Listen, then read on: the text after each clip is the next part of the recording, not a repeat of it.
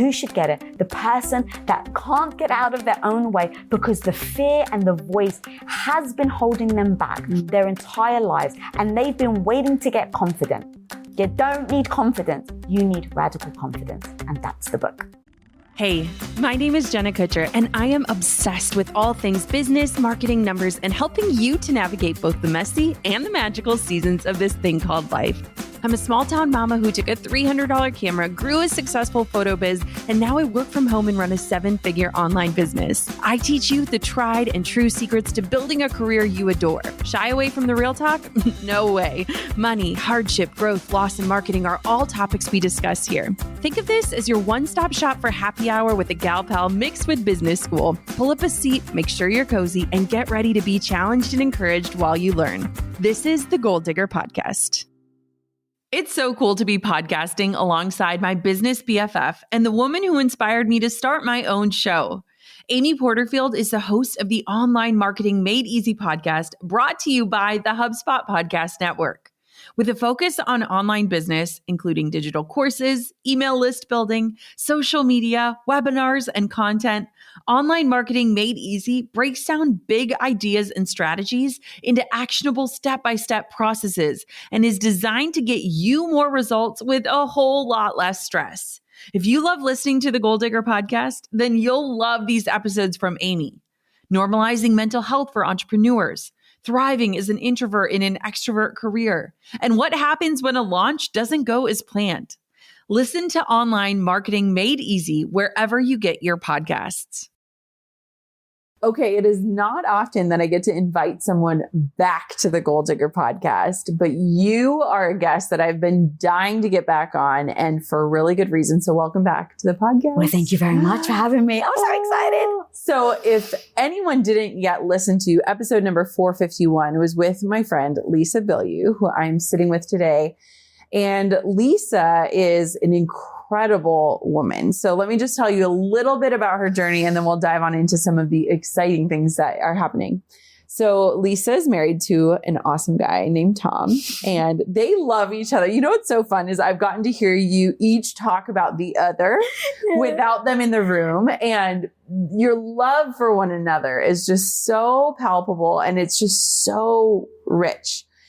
And they founded Quest Nutrition, and the journey and the grind and the need for belief in what they were doing is just astounding. But even more than that, Lisa's story is one of what she thought her life would look like versus what it does look like versus what it is going to look like has been unfolding. I feel like your life is just constantly unfolding. And one of the reasons why I'm so excited about this episode and having you back is because we have been on a journey together. And Lisa has her first book coming out called Radical Confidence. So let's dive on into the discussion. And the first thing that I want to ask you about is when you think about radical confidence in your own life, not just pertaining to the book, how would you describe your journey? Like, think of like Facebook status terms of like relationship status. It's complicated, in a relationship, married. What's your journey been like with radical confidence? The box I would tick is zero confidence. Isn't that wild? You know what was so fun is that yesterday, Lisa and I were both interviewing with Ed Milet, and Ed was like, Lisa, you are so confident. And Lisa was like, honestly, my book is my journey of trying to be confident. So talk about how the vision of your book came to life. So it was, my whole life is very messy. It's not clean. It's not one path. And, you know, the beautiful thing is no matter how much I think I grow and evolve and I've, you know, got this part of my mindset down, it always surprises me. And in those moments of surprising, how do I act? So Tom had this literary agent that he knew. She reached out to him and was like, hey, you know, is Lisa interested in writing a book? This was right as COVID hit. So he walks in the room. He's like, babe, like, can you believe someone wants to, you know, offer you a book? And I was like, oh, that's sweet. I remember him being like, what? Yeah. Hello, this is a big deal. Why did you react like that? Literally. So the words came out before I could even think about it. Like, it was that moment I was like, thank God I actually said this out loud because I didn't even realize I was this insecure. The words that actually came out before I even thought was, well, who's going to buy a book from you? And so that's exactly how I responded to some. Now, this is after we've sold Quest for $1 billion. This is after Impact Theory has been built, that has over 500 million views on our content, and I'm host of Women of Impact. And when the words came out, like, once upon a time that would have crippled me. Once upon that thought would have been like, well, of course you're not going to freaking write a book. Like, Jesus, didn't you just hear yourself? And in that moment, I was like, oh, bless. The insecure 14-year-old is still there. Wow. And I just gave myself grace. Yeah. And I was like, this is actually a beautiful thing. And I need people to hear this. I need people to see it, because people would look at me and say, like, admire, oh my God, but you're so confident, blah, blah. And it's like, you have zero idea. Like, you are literally tricking your audience right now. Yeah. Because the truth is, I don't. I have built it over time. Yeah. I am very often still petrified writing the book. 100% imposter syndrome. Yeah. I mean, me and you are blessed to have such incredible humans as friends. Yeah. Brendan Bashard, like so many people in our lives, Jay Shetty, who have written amazing books. Yeah. And so here I am going, you want to be an author? Like, really, Lisa? Compared to them, who do you think you are? You've never written a book before. And so my evolution allows me to hear the voice, give myself grace, and then use it as a catalyst. So the catalyst becomes, you don't have the confidence to write the book. Okay, beautiful. Now your negative voice is giving you a North Star. It's telling you, Lisa, you don't know how to write a book. Yeah. So now, what are you going to do? How are you going to learn? Instead of letting her stop you, which she would have done once upon a time, I was like, okay, you're right. I have zero idea how to write a book. Today is day one. And on day one, like in class, like when you get pregnant, day one means you are here to show up and freaking learn. And so that's exactly how I approach the book. I have no idea what I'm doing, but learn all the way. And then having someone like you, having a friend, having someone you can really trust that can relate. It's so important. Like, it's crazy. The amount of how much you've been a crutch for me emotionally, just for us to talk and have those intimate conversations behind the scenes of the difficulty with zero judgment on each other. Yeah. There was zero judgment. It was like, yeah, I'm really struggling with this today. And having a space where you can be honest is imperative to be able to tackle these things when you have the fear, when you have the negative mindset that is saying to you, who do you think you are? Isn't it crazy when you think about how we disqualify ourselves? Like, we are so fast to disqualify ourselves, and we rarely qualify ourselves for the calling. Yeah. When did you get back to that offer, and what did that look like? Because your immediate reaction told you something, gave you that signal. Yeah. How long did it take for you to come around to the idea of writing? All right. I love this question. I'm so goal-oriented. Yeah. I spent 8 years, as you know, putting my life on hold, living out my life for everyone else, doing the things I should be doing, serving other people, never asking myself, am I happy? Always dismissing my own happiness for the greater good. And so in this moment with this, so since I started being goal-oriented, I realized it's a beautiful way of me to always make sure I'm moving towards things that really fill me up. Yeah. So once I became goal-oriented, I realized it was my North Star. It's my compass. So with this book, I have a general life's mission. Yep. And so I say, with this book offer, we can all get very distracted with a million things. Yep. Does this serve my goal? Does this book serve my mission? Now, it may feel great. I can definitely jump in with both feet by, giving myself the accolade. But Lisa, you'll be an author, right? All of those really shiny things, of all the reasons why we should say yes are right there on the surface. But all the reasons why you should say no, you have to assess. So I go, okay, I don't just want to blindly say yes to this, even though it feels great. Yes. Stroking my ego. Yes. It's saying, Lisa, you deserve a book. Yes. Which wants me to feel good about myself. So of course I want to say yes. Yeah. But girl, like I just said, I spent 8 years doing something for other people. So my goal, my mission, I want everyone right now, I know you've spoken about this so much, but you've got to know your mission. You've got to know the goal, and you have to be so succinct. So when I sit there and say, what is my mission? It is to create content, to empower 14-year-olds to believe in themselves so they don't spend the next 20 years unwiring the negative mindset I have. Boom. Right there. Very succinct. I know the what. Content. Yeah. It's not anything else. It is content. Great. I know the who, the 14-year-old girl, and I know the why. So they don't spend the next 20 years unwiring the negative mindset I have. So you better believe I tie myself to my mission every freaking day. And so when this book came up and the offer came up, I said, does this align with my mission? Yeah. Yes or no? Because if it doesn't, then as much as I would love the ego stroking notion of being called an author, I will say no. And once I sat there and processed, okay, it does align with my goal. It's helping females. And when I think about global change, that's what I've dedicated myself to. That's why, for me, it is global change. And so me and my husband work towards that.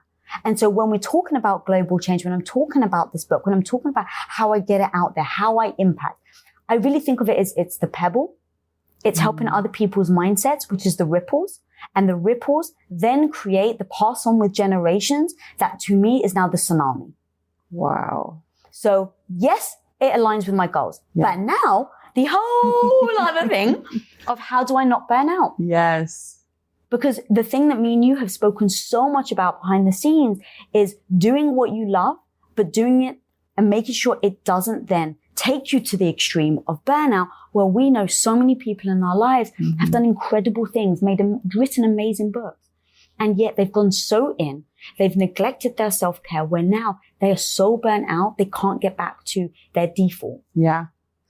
Our conversation, it has been a lot on like, I am so obsessed with getting this out into the world, right? Like the release of the project is like, oh my gosh, but here's what I am willing to do and here's what I'm not willing to do. And I honestly think that it's us just really staying true to the mission and to the value of like what we've written. One of the things that I am so excited to tell you about, because you weren't here earlier, is that Tom came in and had to record something. Yeah. And I was just sitting here being an observer. And what he had to record was just a 10-minute segment about like what it's been like watching you through this process. And I'm like over here, like tearing up, because hearing him talk about this and his pride in you, but also just like this approach of like, of course you would. Of course you would do this. And of course she could. And of course she was made to do this. And of course these words poured out of her. And of course these pages are going to make an impact. And this certainty that I think is so beautiful, because you and I talk a lot about how like a relationship is like a passing of a baton. And like the baton has been passed to you. And like, this is really one of the first things that you have done fully on your own. What has that been like? It's been really weird, girl. I love this discussion. Thank you for bringing that up, because no one's discussed this with me. And it's been something that has dripped on me slowly, but I haven't really like processed it out loud. So this is going to be really interesting. All right, let me see how I do. There are moments where, so Tom, we've just built out our Web3 department. And so we're really going hard on NFT world and Web3. And so Tom has been running that. Now for the when we started Quest, so we built that together. Yep. And then we started Impact Day. We built that together. I was behind the scenes. He was in front of the camera. So day in, day out, we were with each other. I didn't realize how much, as a business partner, passing the baton, like almost like where you're weak, your partner's strong. And so you get in this rhythm of where you're weak, your partner's strong. Now, what I didn't realize is because I kept turning to my partner, my business partner, I'm not even saying my husband right now, because I was turning to my business partner for certain things, it never dawned on me I wasn't strengthening my weakness. And so as we were going through this whole process with legal contracts, right? So I definitely think that when you've got a business partner, hire someone or get with someone that is the complete opposite. Like all your weaknesses, they are amazing at. All the things they're terrible at, you're amazing at. Because if you have the same skill set, the one of you is basically insignificant.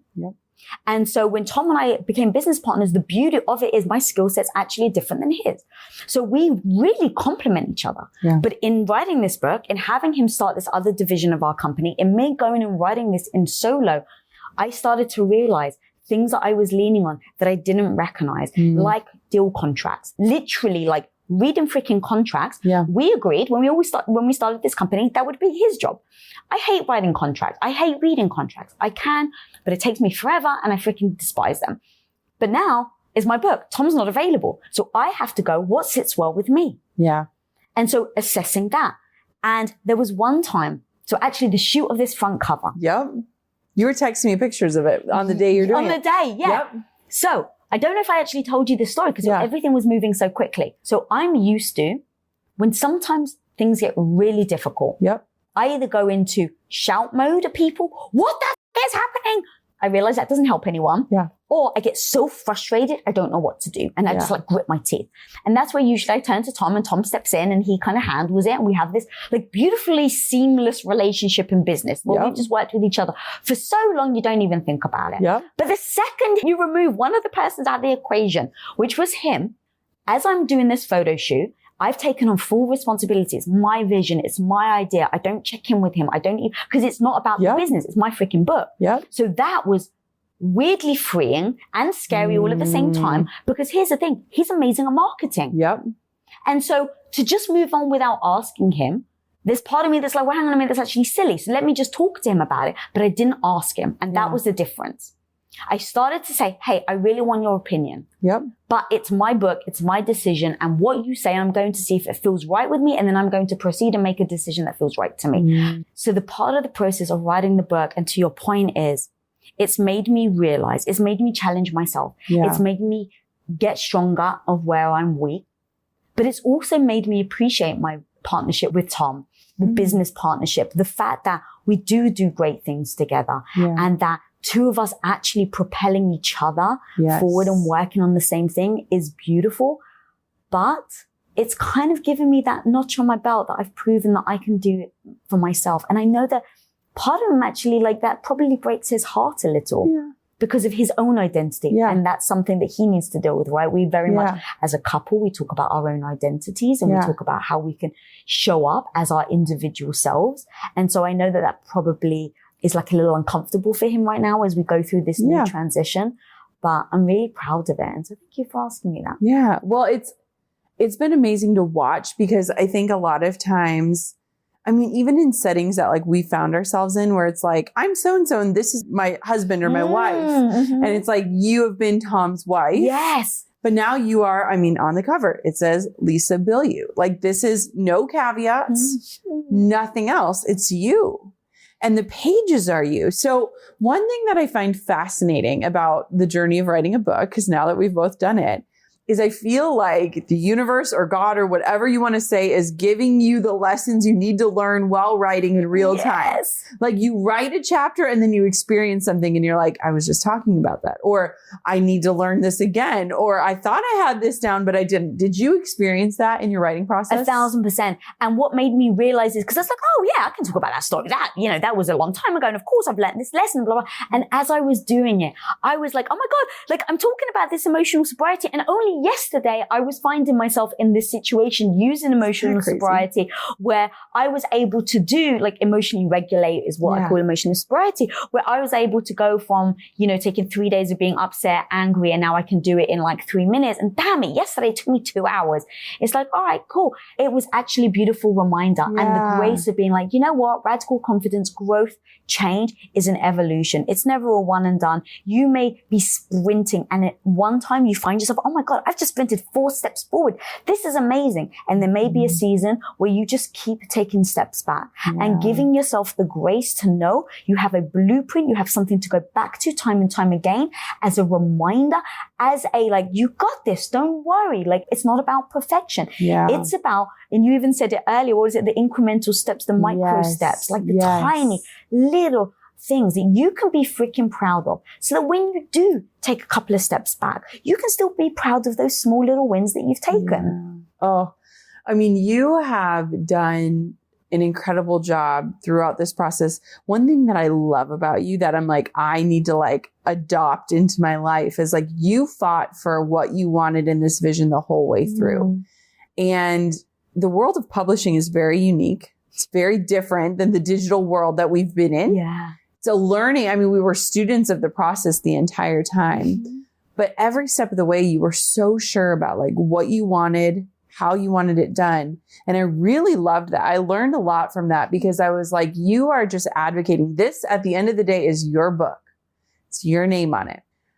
One thing I want to talk about inside of the pages that like literally shook me to my core was your story about how gratitude actually was holding you back.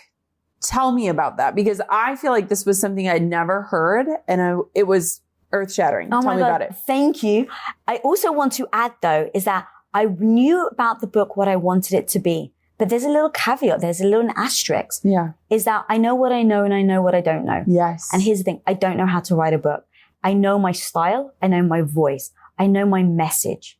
But when my editor came in and you know what it's like, freaking red lines. I mean, it's pages upon 10,000 words, just literally ripped out. Like, and it's, you've poured your heart and soul into it. And so in those moments where that emotion was like, oh, hang on a minute, it's my story. I know this will resonate, right? Like all those things. Yes. But then I pause and say, but Lisa, you know this story is great. Yeah. But listen to her why. Yes. And her why was, you've got two stories that are similar. Yeah. Choose one. Yep. All right. She's the freaking expert. She's the one that knows. Lisa, you tell the second story, you've lost your audience. Yes. And so knowing what is very true and authentic to you, my voice, my language. I scream in the book. I do like, if I'm saying no, sometimes I'm like, no. Yes. Like, and which is you. 100%. And that's what I lent into. I'm like, guys, this is me. So it's knowing what is true to you, but then knowing with no freaking ego, they know better than you. Did you have to fight for any chapters to stay? Not chapters, but content. Okay. But my editor was wonderful. And so here's the language that I actually use. Yeah. This is important to me. And actually, from the beginning, I set my editor up. Yeah. I said, I'm not going to say this often. I may say this word, important, 4 or 5 times in a year and a half. Yeah.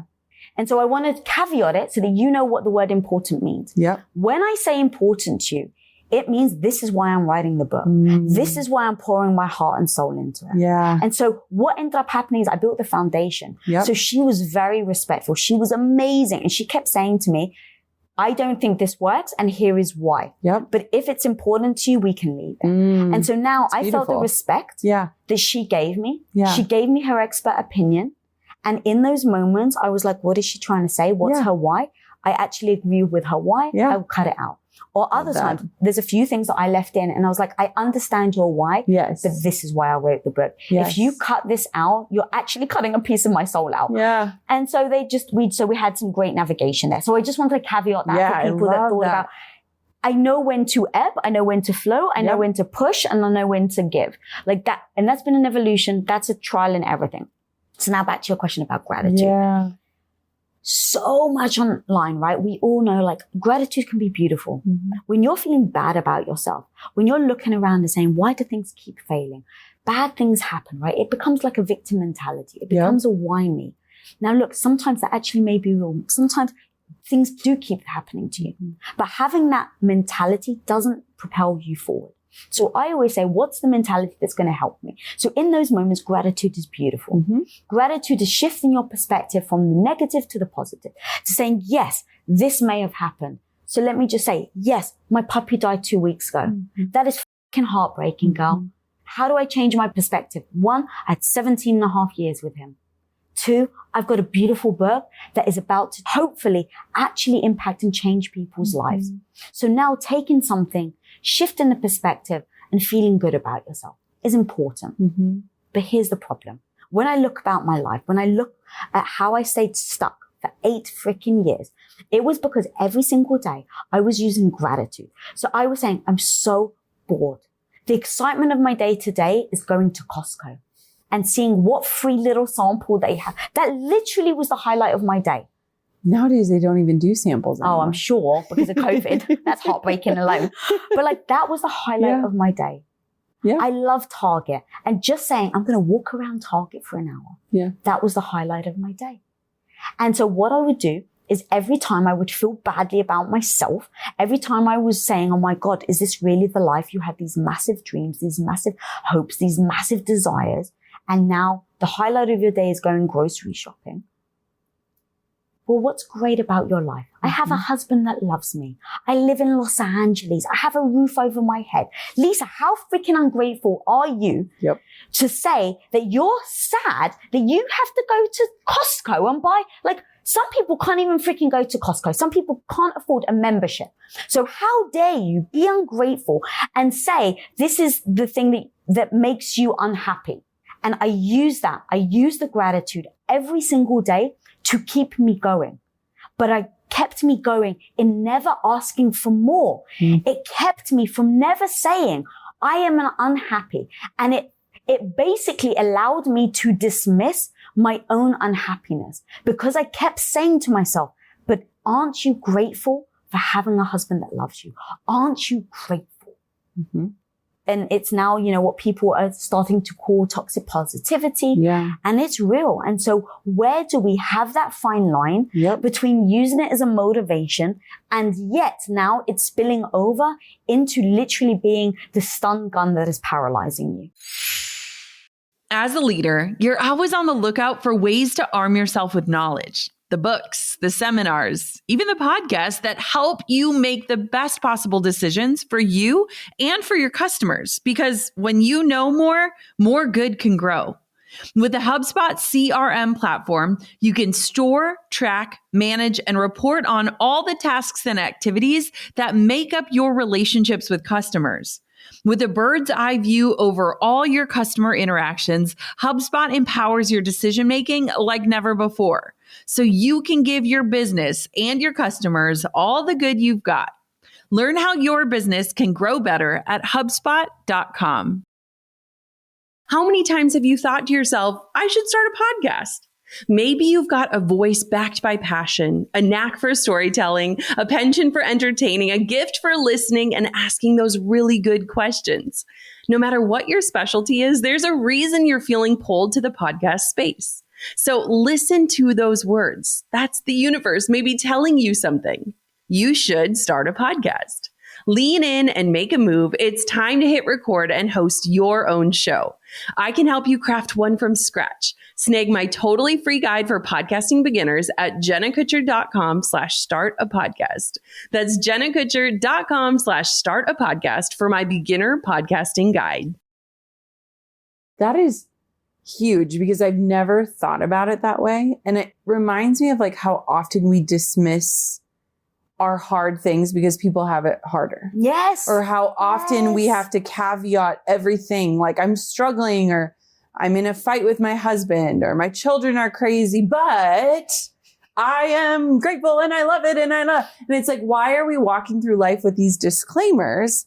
If we're open enough to be sharing our struggle, we should know and trust that the person we're sharing it with understands that we know all of these other things still exist and are good.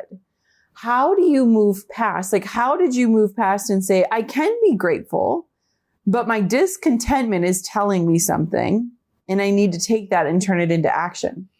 Yeah, God, when you've lived 8 years waiting, and we've spoken about this before, waiting for the when my husband makes enough money, when my husband's happy, when we have children, it's the when. And when you spend 8 years waiting for that when to happen and it doesn't, it's like, I realized do you play poker?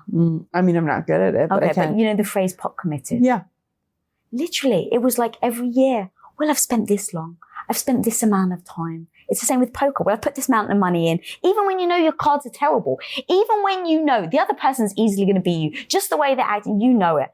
You keep going in because you're so worried about the money you've already spent. It's the same with time. We're so worried about, I've spent so much time on this career. I've spent so much time on studying this. I spent so much time telling people, working towards this. I don't want it to be a waste.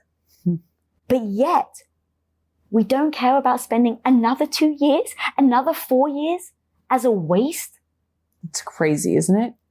It is utterly crazy. And it wasn't until we started Quest Nutrition that I started to be put in situations that were out of my norm, that were out of my comfort zone, that broke my habitual habit every single day of just being in this perpetual motion, the hamster on the wheel, right? Yep. Like breaking that cycle, then started to give me challenges, then me loving the challenges, then me assessing the loving of their challenges, then me acknowledging, oh my God, is this maybe something that I want to do more of? And it's that cycle. Yeah. But it all comes from the very first step of, are you living the life you actually want? Like it all stems from that. Because until you can say no, you're not going to make the change. You're going to be that hamster on the wheel. Keep putting in more time, more energy, because you're hoping it will eventually get to the when, but it doesn't. One thing that I love that you've shared is the conversation that you had with Tom when you realized, like, I'm going to change. And I feel like so many women hold greater visions or have deeper desires or have questions they want to explore or have dreams that they never chased. But they're so worried about what will people think of them, whether it's their partner or their parents or their spouse or their friends or their children. What do you do when you feel that nudge or that call or that shift? How do you start to move forward, inviting the people in your life or leaving them behind? Well, that's exactly it. Yeah. It's show up with the grace to invite people in, but also knowing you may actually have to close the door. And when you live your life for someone else, when you've been doing it for so many years and you see the outcome, I saw the outcome, and the outcome was I lost all my hopes and my dreams. And when you know what that leads to, you go, there's almost no other place to go except for opening the door to have that communication. And by the way, the reason why I ended up being stuck there for 8 years was because I actually didn't hit rock bottom. So waiting for it. Oh, yeah. It was like I was waiting for something. Yeah. I was waiting for something to jolt me awake. Wow. It was like I didn't actually in the moment think I was waiting for rock bottom. Yeah. I was waiting for the opposite. But so many of us, how many women have you interviewed? How many people, in fact, have you interviewed where their life shifted because they hit rock bottom? So many. And I'm like, is the burnout the requirement for the breakthrough? Right. Because in those moments, though, you realize I've got nothing else to lose. Yeah. And that's basically where I ended up, not hitting rock bottom, but with saying something out loud. Because I hadn't said anything out loud for 8 years. I saw what that had gotten me. I knew if I kept doing it, the definition of insanity is doing the same thing and expecting a different result. Yes. So I just go, cool, I've seen where not speaking up gets me for 8 years. So now I need to pivot. But how do I pivot with some, because I didn't have the confidence. I was freaking scared. But how do I pivot and still take those micro steps forward? Yeah. Because I got myself into that situation of being stuck for 8 years by small little choices and decisions I made along the way. And so to think that it's going to be one day magic's going to happen and everything's going to change is false. Yeah. So I just said, okay, Lisa, it took you 8 years, small little choices all along the way to get here. Amazing. Now do the opposite. Make small, tiny little choices and decisions in the opposite direction. And one day you'll come out of it. Don't worry about that. Just focus on the small little decisions. So one right now is you have to talk to your husband. Yeah. Like instead of going and making this big life change, blah, blah, blah, it's I have to talk to my husband about how I feel. And now invite him in. What does invite him in look like? Is it me sitting there with my armor, right? Where you got your stick and you got your shield and you're like, all right, babe. And now you're waiting like to protect yourself? Or is it actually sitting there with your arms wide open and saying, babe, this is what I'm going through. But then giving him the space to have a feeling. Not beat him over the head over the, hey, I'm changing and this is who you have to accept me to be. It's actually the thing of, hey, this is what I'm going through. How do we work through it together? Yes. And so I think asking how you would want someone to show up if they were going to give you this conversation of saying, hey, I'm changing. It's the grace. It's the respect. And so I did that. And so I sat down and I said, I need to explain to him how unhappy I've been because I haven't told him. I've been grinning and bearing it. Yeah. You know, and so it's like, I need to just express to him. And then I need to tell him, as we started Quest, as I started to realize these challenges were lighting me up, I had to also tell him how much they were lighting me up. And now I had to acknowledge that I was changing. And so that's exactly what I did. I sat and I said, babe, I know that I'm the one changing. I know that I take care of you now. I'm a stay-at-home wife. I do all these things for you. I put your clothes out for you. I cook for you. You literally don't have to worry about anything on your personal life because I've got it set. And while I love you more than life itself, it's actually miserable. And it's not a life I want. I don't enjoy this. I need you to hear. I'm going to keep repeating. I love you more than life itself. And I really hope that me cooking for you doesn't equate to you feeling loved. And let's find other ways that you can feel how much I love you. But right now, if we keep going, it's dangerous to my happiness and it's dangerous to our marriage. And so I need to give you the grace to say that I recognize I'm the one changing. And how can I help you navigate this change that I'm going through?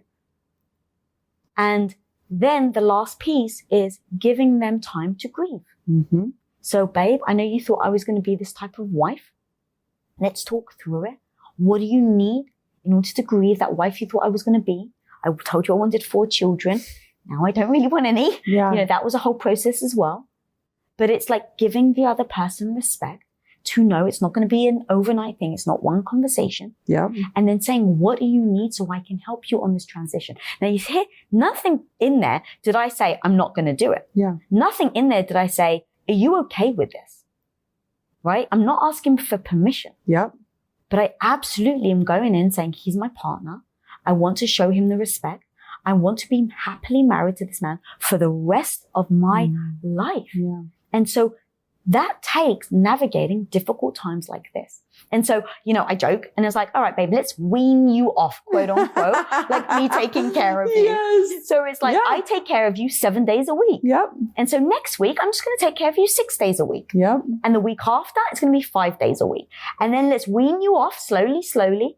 Now, what that does is it shows him, I'm giving him utter respect, time and energy and focus to acknowledge that I don't want him to be uncomfortable and that I'm willing to work at the transition. Mm-hmm. Right? So that's one message. Also, I'm actually giving him time to adjust because the transition's going to be hard. And so now I'm getting what I want. All this is a strategy in order to get what I want. But what I want is aligned with our collective goal to have a happy marriage. And so we worked through it. I told him everything. We definitely did the weaning off. We went from 6 days to 5 to 4. And he just turned around and he's like, babe, you know, what kind of husband would I be if I prioritize having clean laundry over my wife being happy? And so that's where we joke. It's like the one time where he actually had to go commando to work. Yes. Because we didn't have any clean underwear. And I was like, well, babe, turn your underwear inside out. He's like, I've already done that. Yeah. And so he's like, so I guess commando I'm going. And I'm like, that's the spirit, baby. Yes. And now I'm encouraged. And I'm like, thank you. Oh my God, commando, yay. Yes. So now I recognize his effort that he's making to try and facilitate my needs, my happiness. I'm cheering him on. I'm joking. I'm encouraging him, but I'm staying firm on what I said, which are the boundaries where it's like, I'm not going to prioritize laundry anymore. And that was the boundary I set and he respected it, but we did it together. I love that story. I mean, there's so many lines where I'm like literally laughing out loud. I feel like you are my alter ego if I like had a really spicy version of myself. Oh my God. Which I love. I feel like you're my alter ego if I ever could actually calm down for a minute and take a big exhale. It's together. you. Yeah, it's so true. It's been incredible navigating this process with you and getting to see the heart that went into the book, but also the soul that went into like releasing it into the world. And, you know, the whole book process is a trip. I mean, it is the hardest we've worked on a project that has taken the longest. I mean, like when you look at a lot of these things, why should somebody go pick up a copy of your book? Tell them what's inside in your own words. So I really think there's a massive disconnect between knowing something and doing something. Yes. Now, you may know all the things to do, let's say to public speak. Let's say that's been a dream. Get on stage. And I know everyone's scared. The best speakers in the world have had heart palpitations, petrified, but they still do it. So I can sit here and go, but the best speakers in the world can still do it, Lisa. So even though you're scared, you can do it too. How the hell do you overcome that negative voice in my head that is telling me every step of the way you can't? Yep. It can be crippling. For some people, clearly it's not. For me, it really was. So the book is literally all these things, like the reason, like what is the life you want? What are the things that are getting in your way? Yeah. And here is how the literal steps, the blueprint of how to show up, even when you're scared, even when you're fearful. It's, I hope, motivating, but it is very tactical. Yeah. And it's because when I go, how the hell, I was the person that would say I would never step on stage. And yeah, the first speaking gig I did was TED Talk, TEDx. Petrified. I was petrified. But in the book, I give very strategic stepping stones on how the hell I got my ass on stage. Yes. Stepping in front of the camera. Here I am being able to do interviews and discussions with you. You on my show. You freaking crushed it, girl. I wasn't nervous at all. But the first time I stepped in front of the camera, it was, are you freaking joking? Why on earth would I ever do that to myself? Yeah. It's literally like, you may as well torture me. You may as well put me in a torture chamber right now, because that's how I feel getting in front of the camera. Yeah. And yet here I am. How the hell did I do it? I don't want people to think it's confidence. That's utter BS. Mm-hmm. It's radical confidence. It is having absolute crippling fear, having that negative voice shouting in your head as we're rolling, what are you doing?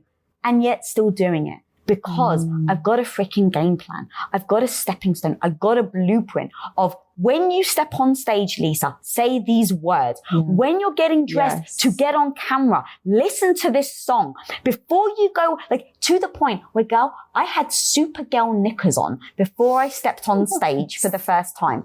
Because I was like, what are all the freaking tools I can use to empower myself as I get on stage? And what I'd heard is, the amount of speakers that have, like, feel like they need to pee 1,000 times before they get on stage. People have just told me. So I was like, okay, one more thing I can use to empower myself. So I went on Amazon, I bought myself some Supergirl knickers, and I wore them on the day of the event. Because I was like, I need every single moment of subliminal messaging to tell me I'm the hero of my own life. And it wasn't accidental. It was from the fact that I was scared. And I took tips. I took strategies. I started to think through it. I planned ahead. And so that's how I got from where I was stuck for 8 years, never feeling like I had the right to speak up, thinking I needed the confidence to start leading the life that I wanted, and realizing that where I am today wasn't because I got confidence, because the voice is still in my head telling me that I have zero skill. Who the hell am I? Who do I think I am? And yet I still show up. And girl, that's freaking radical confidence. So to your point, who should get it? The person that can't get out of their own way because the fear and the voice has been holding them back their entire lives. And they've been waiting to get confident. You don't need confidence. You need radical confidence. And that's the book. Where can everybody get it? Radicalconfidence.com. Oh my gosh.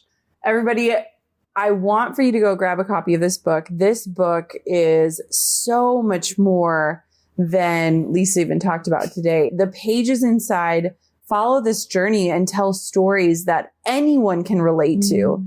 And what I think is so beautiful is this theme of confidence isn't a destination. It is choices. It is tools. It is a daily practice. And just like your muscles get strengthened through workouts, your confidence gets strengthened on the journey. And it's not something that you're necessarily born with. And so if you're feeling like you're living this life where you are stuck, or you're quiet, or you're feeling those nudges and you don't know how to speak up or even how to whisper those words, this book is your literal handbook to help guide you on the journey, but also make sure that you feel less alone in feeling those ways. So Lisa, thank you for writing this book. Thank you for coming back on this show. I am so excited for you to release this project out into the wild. Thank you, girl. And we were kind of joking, but not really joking, that we need to go like on a book tour together. Our books are such beautiful companions. They are. Well, I mean, it makes sense because you and I, we are like the sugar and spice of these messages. I love that. And it's so funny because there were parts of her book. So we'll have to do a part 2 because there are so many parts of our books that like intersect, even though our stories and our experiences are different. And what I love about it is like the universal truths of like, you either feel this way or you have felt this way.